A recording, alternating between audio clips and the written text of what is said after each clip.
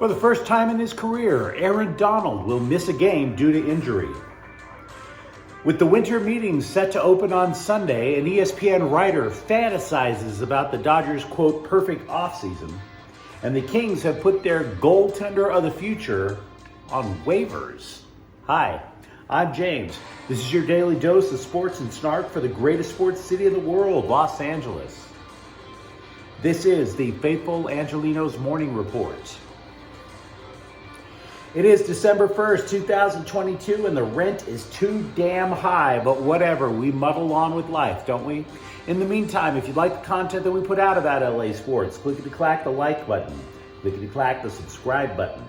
There's a notifications bell. Hit that. It'll let you know when we drop new content. Sharing is caring. Let people know we exist, and by all means, comment. I'm not perfect. I totally get it. So before we go through the day's news and notes, look at the scoreboard. No Damian Lillard means the Lakers had a very pleasant Wednesday evening at Portland's expense. Lakers 128, Trailblazers 109. Now, Austin Reeves, he didn't lead LA, but he did score 22 points. That's a season high for him. Meanwhile, the Jazz smashed the Clippers 125 to 112. The Clippers were playing on back-to-back nights, and that's a very difficult ask to get that second win. Tyronn Lue said Kawhi Leonard and Paul George will be back, quote, soon, unquote. But how soon is soon? Of course not. We have no idea. More Clippers spin. USC opened the Pac-12 conference play with a 66-51 victory over Cal. Reese Dixon Waters scored 17 points. The Trojans went on a 20-0 run during that game. Meanwhile, today, 21st ranked UCLA basketball opens Pac-12 play at Stanford at 7:30. In case you hadn't noticed, the Bruins won both of their games last week and still dropped 2 more slots in the AP rankings. And Phoenix is a Crypto.com arena to face the Kings at 7:30 tonight.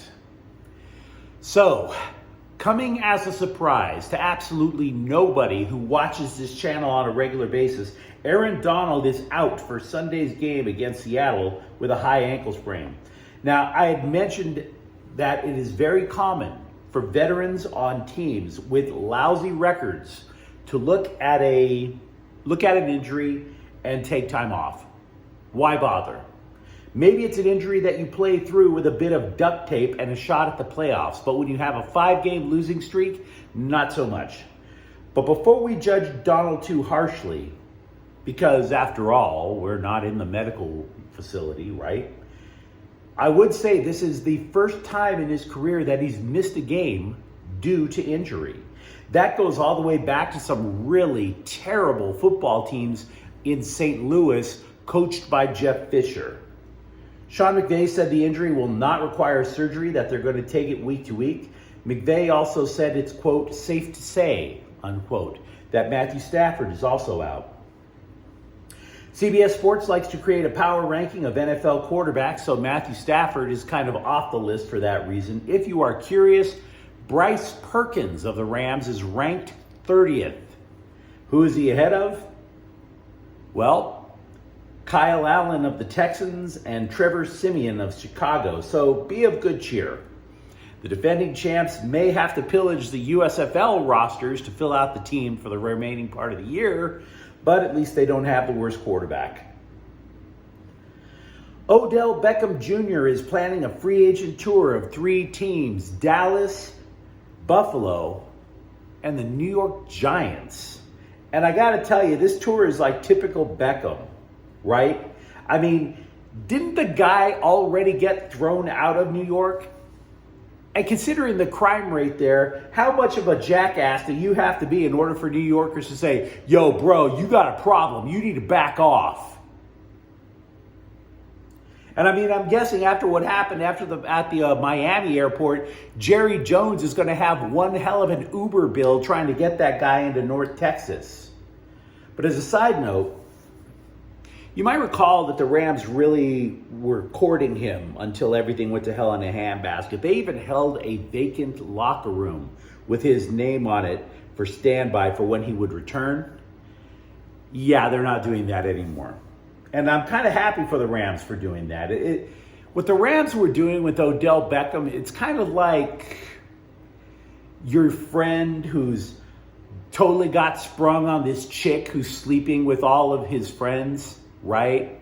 And you're just trying to talk him out of it. You're looking at Sean McVay like, bro, there's plenty of fish in the sea. And Sean McVay is looking back at you going, but I can't find a Tinder app for wide receivers. So now Sean McVay and the rest of the Rams, they get to cope. They get to deal. Tomorrow will be another day. The winter meetings kick off in San Diego on Sunday. ESPN's David Schoenfeld locked himself away in a room, away from the screaming cliches of Chris Berman, and imagined what would constitute the, quote, perfect LA offseason. Now, he's taking things from a little bit of a different perspective from other sports writers, which is fine. As a basis, he believes LA wants to stay below the current luxury tax threshold. And the reason makes sense. If you are over the luxury tax threshold for 3 consecutive years, and the Dodgers have already been over it for the last 2 years, the luxury tax all of a sudden becomes extremely punitive. The tax rate spikes to 50%. Now the cap is at about $233 million. He believes that the current Dodgers payroll is at $168 million, and run the numbers, that's $65 million in money to play around with. So $65 million does not include whatever Clayton Kershaw has agreed to. So the perfect offseason for him, for this ESPN writer, has them under the tax spike, but still competitive to win a title.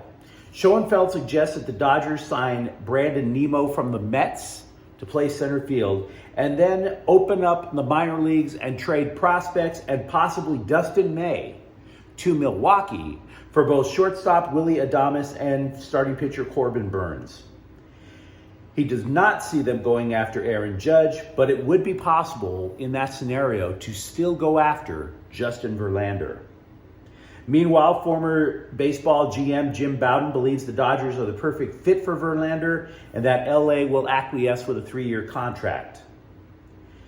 Yasiel Puig, last seen dedicating his run in the Korean baseball playoffs to the memory of Vin Scully, has withdrawn a guilty plea from federal court for allegedly lying to federal agents about an illegal gambling organization. He will plead not guilty instead. The charge includes jail time, 5 years in the federal pen. I mentioned something was typical Beckham earlier. This sounds typical Puig. Had Puig accepted the plea deal, he would have avoided jail and paid $55,000 in fines, or the equivalent of one Antonio Cromartie child support payment. So $55,000 or 5 years in the federal pen. That would be Puig, man, I'm telling you. Good luck, sir. Good luck against the feds. The Kings put goaltender Cal Peterson on waivers, and in a sense, it is a startling move considering that he was considered the heir apparent to Jonathan Quick. That would be one sense. In another sense, which would be your vision, you would have noticed Cal Peterson couldn't stop a puck to save his life. Only one NHL goalie has a lower save percentage than Cal Peterson. But this is a move that's going to still come with some serious risk for LA, because unless GM Rob Blake has another move in mind or something that could create a decent goaltending situation, you are asking an injury-prone 36-year-old Jonathan Quick to have the lion's share of the goaltending duties now. Now, it's highly unlikely another team is going to pick up Peterson. Peterson signed a 3-year, $15 million contract. This is year one of that deal. Finding a trade partner with the Kings isn't going to be easy. The upshot of it is putting Peterson on waivers gives the Kings a chance to eventually, after he clears waivers, send him down to the Ontario Reign, their minor league affiliate, try to figure out how to revive his form, revive his career. And I'm not optimistic about it. LA already has a tremendous goaltending coach in Bill Ranford. If Bill Ranford can't get through to you, who the hell can? I don't know. I mentioned Bryce Perkins in a quarterback power rankings earlier in this clip. In those same rankings, the Chargers' Justin Herbert has fallen all the way to 11th. Really? Yeah. Why so low? The writer thinks that the injury-riddled Bolts can't afford to let Herbert be himself out there. Now, he's still putting up decent numbers, but they are decent. He just doesn't have the personnel to really just let loose, show what he can do, and just wow people in these power rankings things. Former Chargers quarterback John Hadl, who also played and coached for the Rams and coached the LA Express in the original USFL, died Wednesday at the age of 82. Yesterday, I speculated without mentioning LAFC by name that Gareth Bale might have signaled that he would return. My rationale, he said he still wants to play international soccer with Wales, which was eliminated from the World Cup. In order to do that, it helps to play for a club, because that way you can stay fit to play international soccer. They don't play a lot of international games.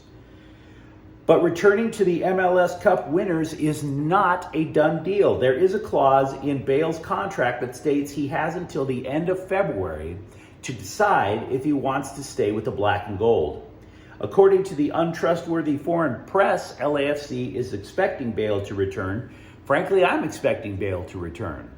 But maybe a club in Europe is like, hey, we'll buy him out. No idea. A couple of weeks ago, there was a feel-good story about a former DoorDash driver with a dream to play in the NBA. Matt Ryan sank a 3 at the buzzer to push the Lakers into overtime, right? You might recall that. And they eventually wound up being the New Orleans Pelicans. According to Shams Charania of The Athletic, sorry, dude, you're going to have to sign up for Uber Eats. You've been released, or we're about to be. The Bruins have picked up their first player in the transfer portal Tuesday in defensive end Jake Heimlicher of Penn. He has 1 year of eligibility left. He made the Ivy League first team after recording 9 sacks last year, but it's the Ivy League, right? I'm like obsessed with the Ivy League just because of this guy right now and why this is supposedly a fit because he had 9 sacks in the... What is the trash talk like in the Ivy League between a defensive end and a left tackle?